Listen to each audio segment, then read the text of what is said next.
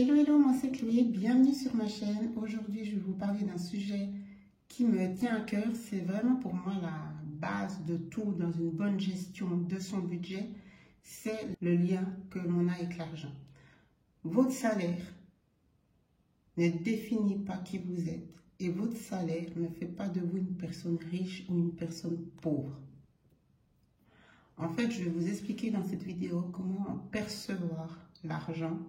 Comment comprendre que déjà de un, je vous le dis tout le temps, mais c'est important, ne jamais, mais alors ne jamais se comparer, ça ne sert à rien, ça ne vous apporte rien et vous le verrez dans mes explications, vous perdez votre énergie et votre temps parce que souvent la vérité est ailleurs. Deuxièmement, plutôt de se comparer et de perdre ce temps et cette énergie sur des personnes qu'on ne connaît pas finalement, gardez cette énergie et la réflexion et les questionnements pour vous, par rapport à vous, votre gestion de l'argent, votre budget, vos finances, votre salaire. Plutôt de se dire oui, les autres, mais qu'est-ce qui se passe chez moi? Qu'est-ce que je pourrais améliorer?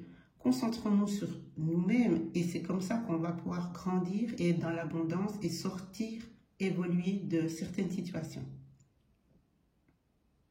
Pourquoi le salaire ne définit pas déjà qui vous êtes? J'ai envie de vous dire encore heureux, les valeurs sont ailleurs, mais surtout pourquoi ça ne définit pas la richesse de quelqu'un. Je vais vous donner deux exemples, comme je le sens, donc voilà, les chiffres, tout ça, j'ai pas fait mes petits calculs avant, mais c'est vraiment assez clair à mon sens pour que vous compreniez où je veux en venir. On va prendre une personne qui gagne 7 000 € par mois, c'est un cadre, vous êtes dans une entreprise, donc c'est le cadre d'une entreprise, vous travaillez assez étroitement avec lui, donc c'est-à-dire que vous voyez sa voiture, vous l'entendez un peu discuter à la café, vous avez déjà bossé sur des dossiers avec lui, vous êtes, c'est cliché, hein, je fais vraiment des exemples très clichés, mais pour qu'on puisse comprendre, vous êtes secrétaire, donc le salaire n'est pas le même, je ne connais pas les salaires de secrétaire dans vos pays, mais je dis un chiffre, encore une fois, c'est vraiment... L'important est ailleurs. Donc, on va dire, vous avez vos 2004, 2005 € par mois. Vous le voyez flamber, on va dire ça comme ça, et vous êtes une personne qui vous dit, ouais, c'est quand même fou, en plus, il n'en faut pas une, c'est tout moi qui bosse. Vous êtes cadre associé, si vous préférez. Bref, et vous vous dites, oui, il a quand même la belle vie, je l'entends parler de ses vacances, il part là, il part, voilà. Très cliché, hein, vous l'entendez parler de tout ça, vous voyez qu'il est le monde de luxe, la voiture qui va avec, les costumes, bref. Ça pourrait être une femme aussi. Hein. En tout cas, vous l'enviez dans le sens où vous dites, ouais, ben, il a vraiment la belle vie, j'aimerais tellement gagner son salaire, etc. Prenons cet exemple et j'ai envie de développer. Peut-être qu'il va effectivement très bien et que sa gestion budgétaire est très bonne. Mais on va prendre l'exemple qu'en fait, c'est une personne qui, oui, il gagne ces 7 000 €, il les mérite, il a travaillé, la question n'est pas là. C'est une personne qui a une voiture de luxe, qui a des costumes sur mesure. Tout ça, ça a un prix. Sa voiture, que vous rêviez peut-être d'avoir, il l'a pris en leasing. Son leasing lui a coûté un rein. Il vit dans un appartement standing puisqu'il gagne un certain salaire qui lui donne l'impression, l'envie, d'être dans un immeuble, dans un quartier assez chic. C'est une personne qui profite de la vie, donc il dépense beaucoup d'argent, il fait des fêtes, il achète des costumes sur mesure, il ne gère pas son budget, il ne gère pas son budget course puisqu'il considère qu'il n'a pas regardé ses finances. Cette personne, une fois que le salaire arrive et qu'il repart assez immédiatement, il lui reste 2 000 €, c'est-à-dire que son reste à vivre est de 2 000 €. Là, vous dites, oui, ben, c'est le salaire presque de l'autre, c'est énorme. Attendez, c'est pas fini. Il lui reste 2 000 €. Pour moi, c'est déjà très peu quand on part de son salaire. Mais effectivement, ça part vite. Si vous avez un loyer à plus de 2 000, un leasing à 1 000 €, tous les autres frais et les factures qui découlent de son style de vie assez luxueux, donc du coup, ben, il a des factures tous les mois qui sont assez conséquentes. Les impôts vont avec aussi. Bref, il lui reste 2 000. Et là, on se dit, effectivement, c'est bien, 2 000 d'avoir disponible de reste à vivre, c'est même très très bien. Sauf que et je vous ai fait d'ailleurs un article là-dessus, il ne se passe pas au bout de quelques jours, parce qu'on sait bien, on reçoit le salaire, on fait nos ordres permanents, et nous qui sommes dans le système des enveloppes, le reste à vivre, justement, on va le sortir en cash pour le mettre dans nos enveloppes. On est OK là-dessus. Et puisqu'on planifie nos menus, puisqu'on a justement fait cette planification et ce budget prévisionnel, on sait qu'on va pouvoir gérer notre mois par rapport au montant que nous avons dans nos enveloppes. Donc, on est tranquille. La personne qui ne fait déjà pas ce système et qui n'a même pas la conscience de se dire qu'il faut un montant pour chaque catégorie de dépenses, il va claquer parfois en 5-6 jours sans l'avoir disponible. On fait des courses peut-être 1 à 2 fois dans le mois et on les fait sans rien regarder. Plus les sorties du week-end, plus les achats compulsifs ou non, hein, qu'on a envie de se faire, les petits week-ends par-ci par-là, la belle vie, et on est déjà le 18 du mois et il nous reste limite plus rien. Cette personne-là, dans mon exemple, il lui reste presque plus rien déjà vers le 10-12.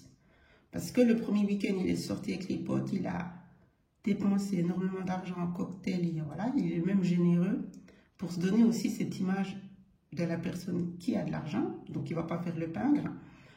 Et du coup, j'ai envie de vous dire, la semaine, enfin les jours qui ont suivi son salaire, sur les 2000 €, il a déjà dépensé 300 € en une soirée, en un week-end. Oui, c'est possible. Donc déjà, ça va vite. On n'a même pas, pour moi, commencé le mois. Il n'a pas fait les courses puisqu'il a fait la fête tout le week-end. Donc ensuite, le lundi, il va aller faire les courses dans des supérettes, dans des endroits où c'est évidemment plus cher qu'en supermarché. Donc c'est comme ça qu'il va flamber son avoir disponible et se retrouver parfois à 3-4 jours du salaire en n'ayant plus rien. Et lui, il s'en moque parce que, évidemment, il n'a pas bloqué son compte salaire à 0. Donc, évidemment, il va encore aller dessous en se disant, c'est pas grave, mon salaire arrive dans 3 jours. Voilà le style de vie, de gestion de son budget qu'il a et que vous, derrière votre clavier et ensuite arrivé dans votre appartement, vous n'avez même pas idée. Et c'est normal d'ailleurs, ce que je dis, on ne sait pas, et ça ne nous regarde pas à la limite, ce qui se passe dans les 4 murs de chacun. D'où l'importance de ne pas envier ni se comparer. Revenons maintenant à vous, enfin, dans l'exemple, la secrétaire ou l'associée comme vous voulez, qui avait, j'avais dit quoi, 2000-2008 €, grand max. Elle n'a pas de leasing. Elle s'est acheté une voiture qu'elle avait mise de côté pendant ses études. Elle s'est acheté une voiture d'occasion de bonne qualité, donc du coup, elle fonctionne encore. Elle a un appartement, lui aussi vit seul, elle vit seule. Hein. Elle a un appartement à 2 pièces et demie, elle est 3 pièces, correct, standard, mais évidemment dans la moyenne. Les impôts vont avec son salaire, elle a les assurances, voilà. Elle n'a rien acheté en crédit. Elle achète, ben voilà, quand c'est en occasion, quand c'est les soldes. Elle sort avec les copines, mais elle est raisonnable. Donc en fait, peut-être qu'elle ne fait même pas le système des enveloppes, mais elle a une façon de voir l'argent où elle comprend que c'est... ça a de la valeur en fait. Ça a de la valeur ce qu'on reçoit parce que déjà c'est notre travail, donc on est récompensé. Et si on comprend justement que l'argent, c'est pas qu'il faut le mettre sur un hôtel et puis en être complètement esclave, justement pas. Mais il faut juste comprendre sa valeur et le respecter en tant que tel. Et du coup, elle vit sa petite vie tranquille, sereine.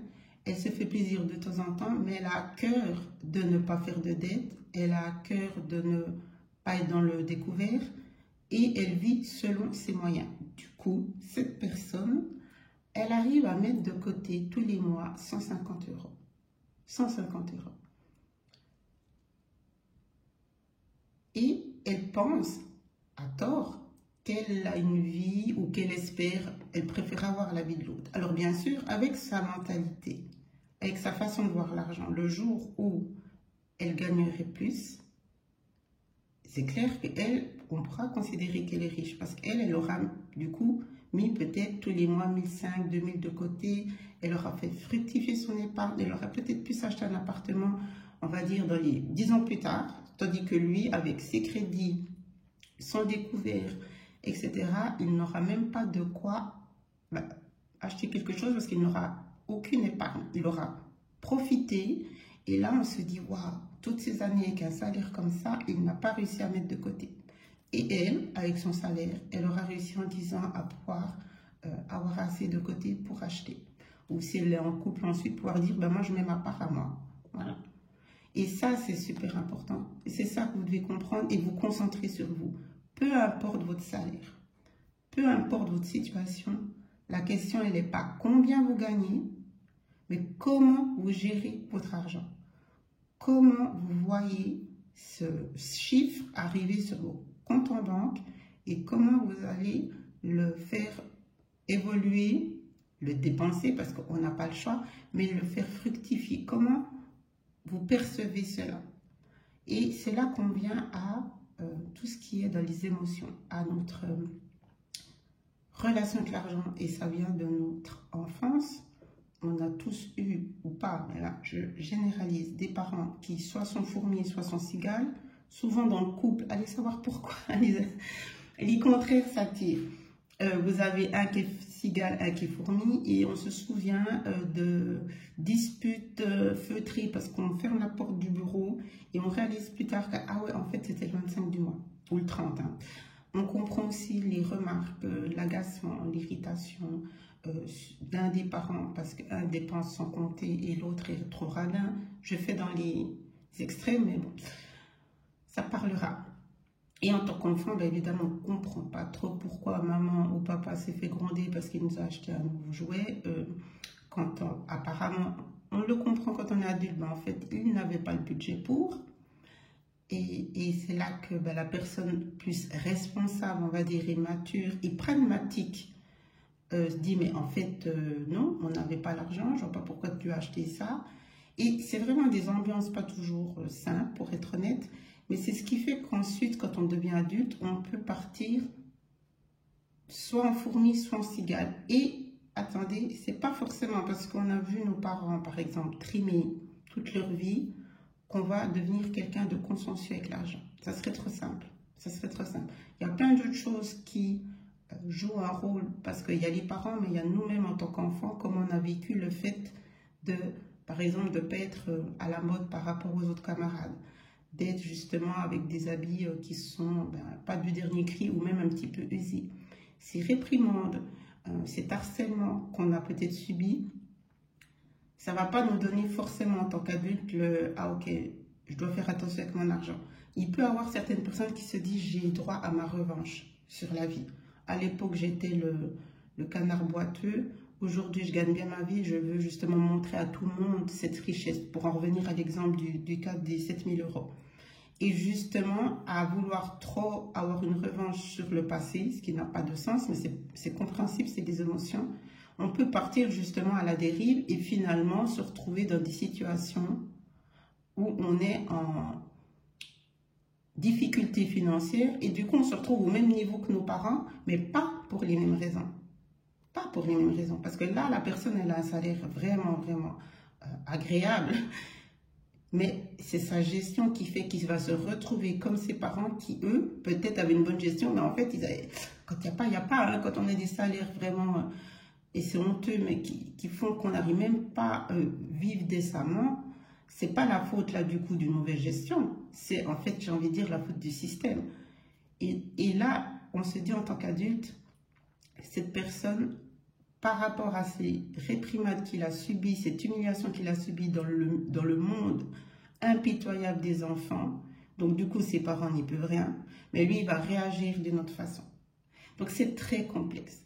Et ce qui est important, et c'est ça que j'ai envie de transmettre dans cette vidéo, que c'est possible de faire une mise à jour de votre personnalité, de votre mentalité, de votre vision de l'argent, de vos fausses croyances de l'argent, et justement de ce bagage des parents qui, comme pour tout autre sujet, il faut laisser ça aux parents et se dire maintenant en tant qu'adulte, je ne veux plus porter ces valises, elles ne m'appartiennent pas. Ça fait partie de ma vie puisque j'étais enfant et que j'ai du coup été pris dans le tourbillon.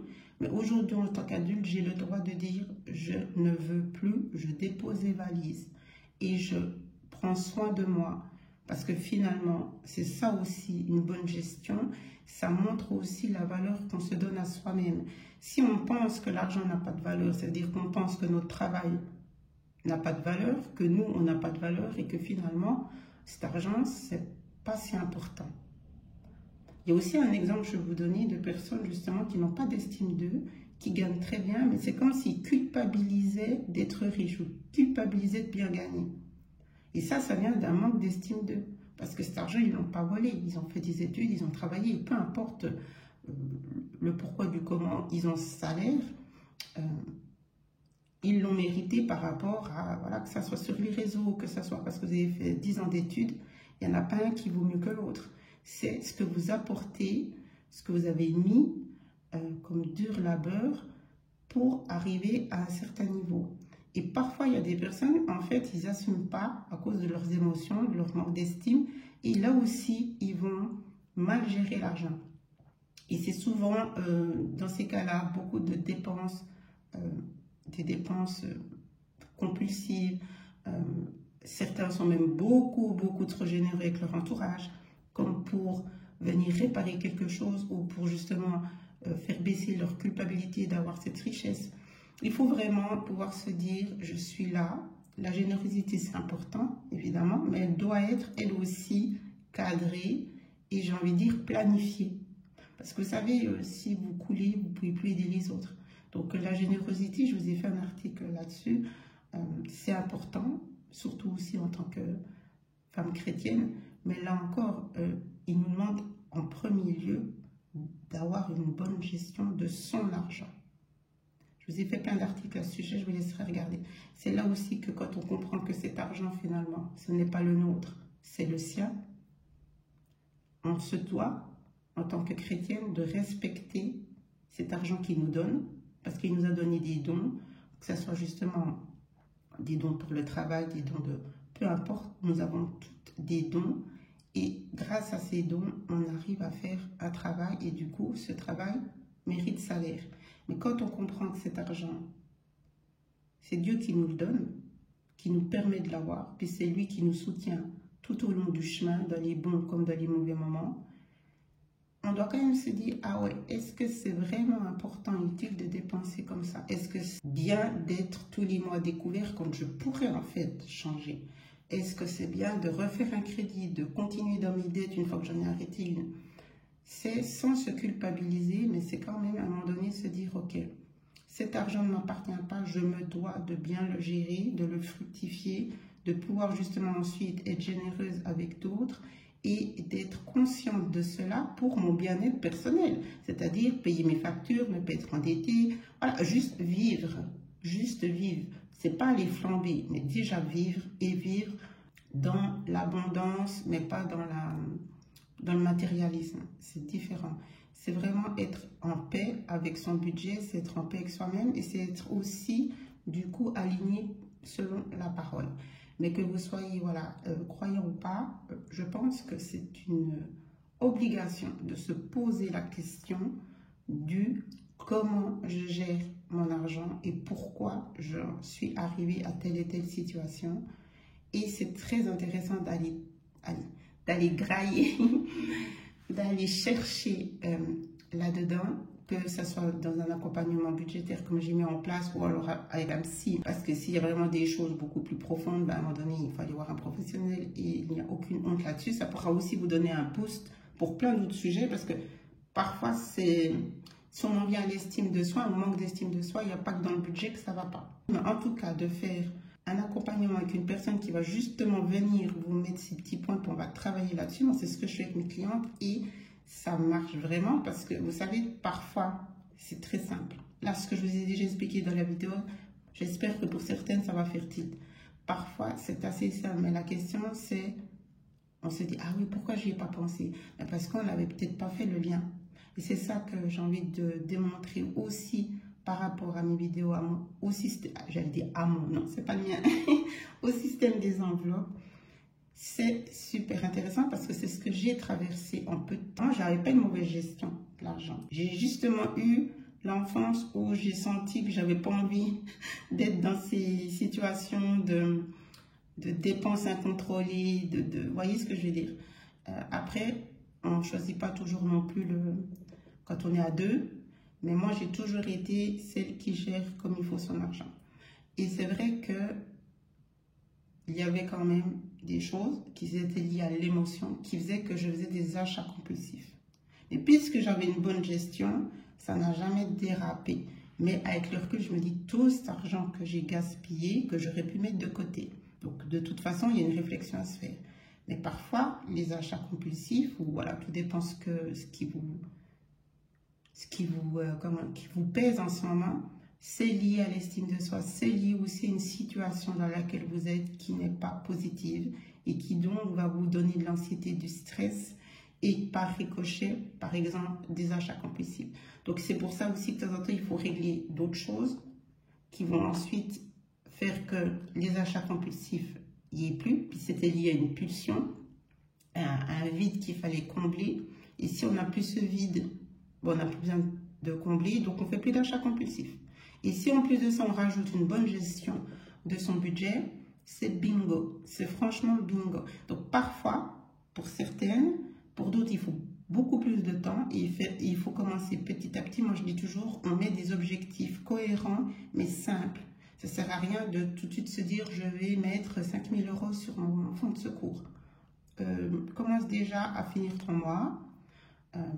Regarde déjà comment tu évolues. Regarde si tu vois des changements dans ta planification des menus, dans ta façon de ne pas craquer quand on voit sur les réseaux, voilà, que ça soit, on est des filles, hein, que ça soit pour n'importe quoi.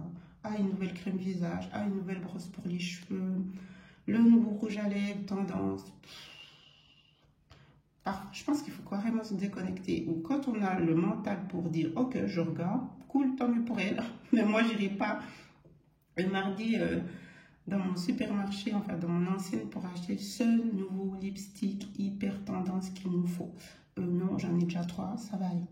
Mais ça, c'est pas aussi simple que ça. Et parfois, on s'en rend même pas compte. Puis c'est des petits montants.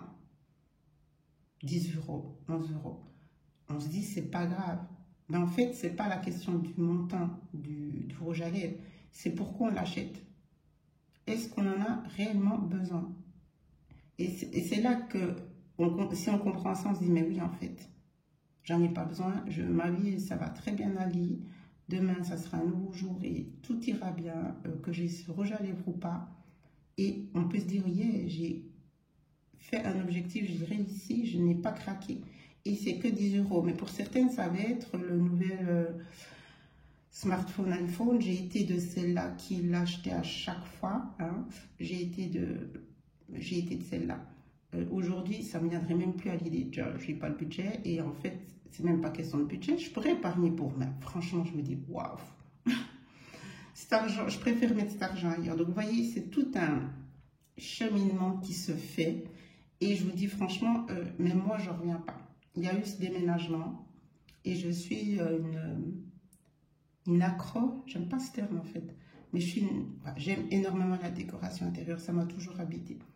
J'ai énormément déménagé, donc je ne vous raconte pas les budgets que je mettais en fait dans la décoration d'intérieur. C'était là aussi un petit peu compulsif, je pense, à l'époque. Et là, avec mon déménagement, donc ça faisait... Voilà, j'ai commencé en 2022, donc j'ai déménagé il y a 3 semaines.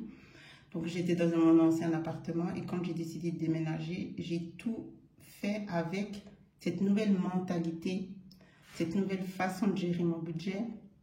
Et j'ai tout planifié, j'ai tout, vraiment tout. J'ai fait plein de listes parce que voilà, l'envie de décoration est venue. Donc j'ai tout listé. Et vous savez quoi, j'en revenais pas. Vous parlez toute seule dans votre salon, tu dis, oh, mais j'ai rien acheté. Je n'en revenais pas qu'à 4 jours du déménagement, je n'avais rien acheté de décoration. Pour moi, c'est juste un truc de dingue. Alors, ça paraît futile, ça peut paraître superficiel, mais quand on connaît d'où on vient et les dépenses qu'on faisait, qui étaient toujours, pour ma part, je le répète, contrôlées, mais n'empêche, c'était des dépenses. Et là, je me suis dit, waouh, je n'ai rien acheté et j'ai ensuite tout acheté que l'indispensable. Et c'est vraiment une belle évolution, une belle fierté aussi pour moi. Ça me prouve vraiment aussi que ça prend du temps de changer, de faire sa mise à jour du mental. Si en plus on met en place plein de choses dans son environnement pour être vraiment sereine et qu'entourée de personnes positives et du coup ne plus avoir aussi comme je vous le disais avant, parfois ces anxiétés, ces voilà, tristesse, mettez ce que vous voulez, qui font qu'on a besoin, envie de les apaiser. Et tout ça mis en place, ça porte ses fruits. Et c'est ça dont je souhaitais vraiment vous faire part. Pour certaines, ça peut se faire en 3 semaines, pour d'autres en 1 an, 6 mois.